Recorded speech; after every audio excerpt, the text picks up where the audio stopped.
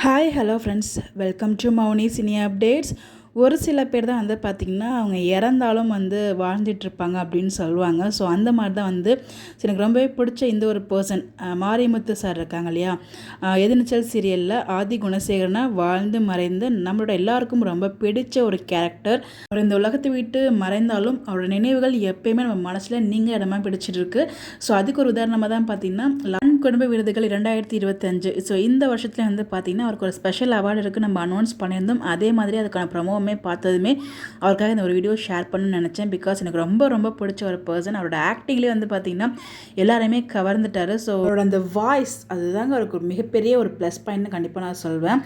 So எம்ஐஏ அப்படின்னு சொல்கிறது அவரை தவிர வேறு யாராலையும் அந்த மாதிரி பேசவே முடியாது. ஸோ வந்து பார்த்திங்கன்னா எத்தனை குணசேகரன் வந்தாலும் அந்த இடத்துக்கு, பட் குணசேகரனா எப்பயுமே நமக்கு ஃபஸ்ட் ஆதி குணசேகரன் நமக்கு ஞாபகம் வரது ஒரு பர்சன் வந்து இவர் தான். எனக்கு இப்போயுமே அவர் தான் ஞாபகம் வந்துட்டு இருப்பார். எப்போ ஆதி குணசேகரன் பேர் வந்தாலே எனக்கு ஞாபகம் வர ஃபஸ்ட் பர்சன் இவர் தான்.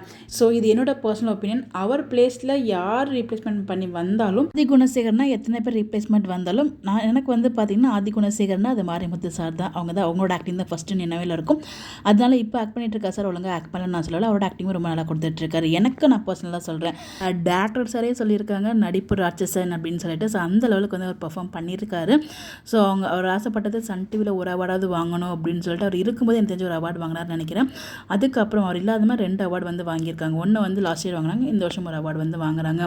ஸோ லாஸ்ட் இயர் கொடுத்தாங்க ஓகே, பட் இந்த இயர் வந்து பார்த்திங்கன்னா அவருக்கு வந்து ஒரு ஸ்பெஷல் அவார்டு கொடுத்தது ரொம்பவே ஹாப்பியாக இருந்துச்சு. ஸோ ரொம்ப ஸ்பெஷலாக இருந்துச்சு எனக்கு அதை பார்க்கும்போது, எமோஷ்னலாக இருந்துச்சு ரொம்ப. ஸோ அவர் இந்த உலகத்தை விட்டு பிரிஞ்சாலும் அவரோட நினைவுகள் எப்பயுமே நம்ம கூடவே இருக்கும். தேங்க்யூ.